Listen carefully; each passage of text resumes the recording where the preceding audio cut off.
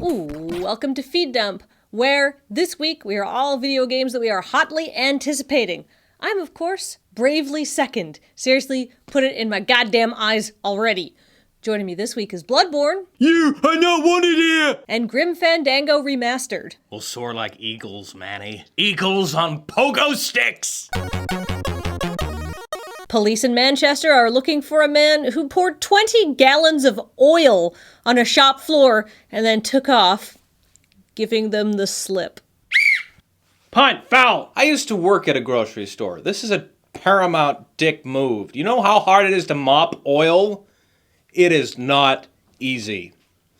And there's no joke there. It's just, I feel very strongly about that. Yeah, I gotta second Andy's not joke about cleaning up oil. It's a nightmare. In conclusion, we are both highly offended by this. Not that it's a requirement, but I mean, typically the format of this show is that we make jokes. Do you guys have any jokes to make about this ridiculous situation? I tell you, Andy, you know what they say about them oil spillers? I don't know, Alex, what do they say about them oil spillers? I don't know, you know what they say about them oil spillers? Well, I really don't know, Alex. What do they say about them oil spillers? Well, fuck if I know, it's your bit. Well, fillet me with a dead koala. Now that I think about it, I would kind of do the same thing. Like, let's say this wasn't purposefully done. Perhaps it was an accident, and you pick up the olive oil and say, "Oh, look, olive oil is on sale for $50. Oh no, it's all over the floor, and it's all over me, and now they're looking at me. I can't be an adult in this situation. I must run." And then you run, and your hands are all slippery, and your shoes are all slippery, and you hide from the police, and you just sit and lick your hands because that's all you can do, and you cry because we've all been there, right? Alex, we've been there, right? I have not been there. Don't judge me. Police in Gatineau, Quebec, tracked down a thief after he left a very interesting piece of evidence behind. His dog, with a collar that had his home address. Easiest collar we ever had. Pun foul! I am the law! So, the main weird thing about this story is not that he left his dog at the scene of the crime, but rather that he brought his dog with him to the breaking and entering in the first place. I mean, why would you need to do that? Is this an emotional support dog? Do you need that? I mean, you could probably leave it at home. I mean, it probably is an emotional support dog. I mean, really, if you're out committing crimes, you know, your self-esteem is probably low because you had a rough childhood, and you could probably use, you know, a little comfort when you're doing that kind of thing. You know, I flipped around on this again. I'm totally on board with the dog guy. It's a feeling heart dog. I'm understood.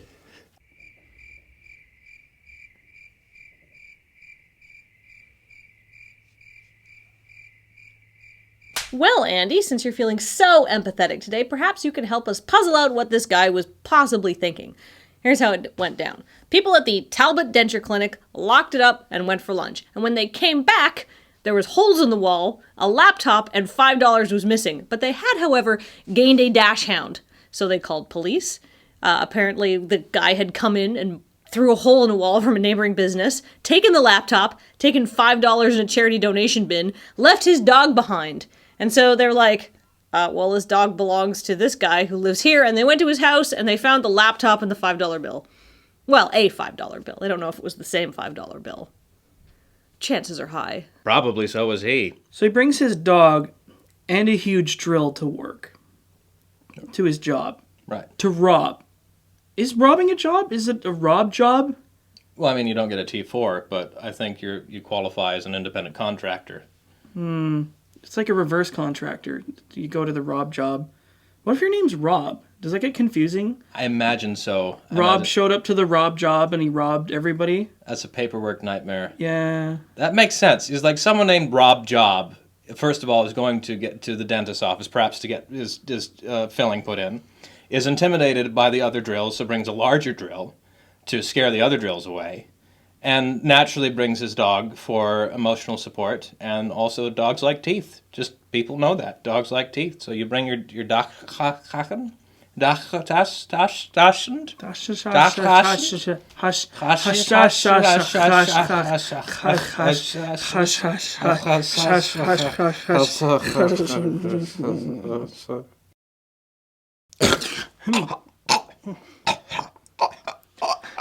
Oh shit! Bag! Okay, so we're going to start the next story now. There is a Brazilian basketball player who's playing at a college in Medicine Hat who is thrilled because he finally gets to put his name on his jersey because his name is Guy Fuki, spelled F-U-C-K. Oh, God.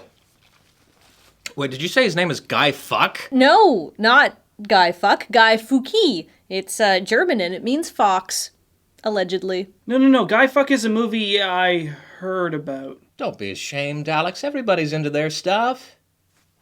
How did you know the plot of the movie? And I'm glad to see they finally put his name on the jersey. I'm sure he comes from a long, proud line of fucks. So what changed that now allows him to put his name on his jersey? Oh, George Cunt joined the team. For the last time, it's pronounced Hunte. Well, his team made it into the Canadian Collegiate Athletic Association's men's championships in March, where they finished 7th and where you are required to put your proper name on a jersey. Man, those pedantic rules assholes must be red in the face right now. Fuck! No, Fuki. Oh, that too. Okay, so I don't think we can make any more jokes at that man's expense, and honestly, we probably haven't made a joke he hasn't heard already, so I'm just going to call this episode of Feed Dump to a close. But remember, there may be better sources of news, but they don't have this hat, which looks like a standard, ordinary top hat. Nothing in there, as you can see, but wait. A rabbit! Yay! I'm a real magician now. Check this shit out. Yeah! Take that, Guy Fuki. You may have the name heard round the world, but I have a hat with a rabbit on it.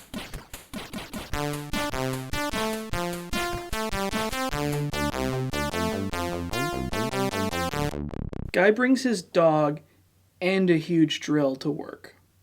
Well, there's a bad start to the day right there. That's Well, to rob. to rob. It's like rob work. Is it a rob job? I think it's a job. Is robbing a job? Robbing, I mean, you don't get a T4 in the mail, but I think it qualifies as. I think you could do that. Like you bring it to school, to work, to army. You go to army, so you bring to rob. But Rob also sounds like a guy. Like you're just bringing it to a dude. Rob showed up to rob in the morning and he robbed everyone. That's why it gets confusing. That's why there are union standards. So you do get a T4. Because you get that little slip that says how many dues you paid off your paycheck. So anyway, so there's Local now Rob Smith's 416. Exactly. Now there's a local Rob Smith's. Yeah, Rob Smith's. Rob's persons. Rob's person. Local Rob's person.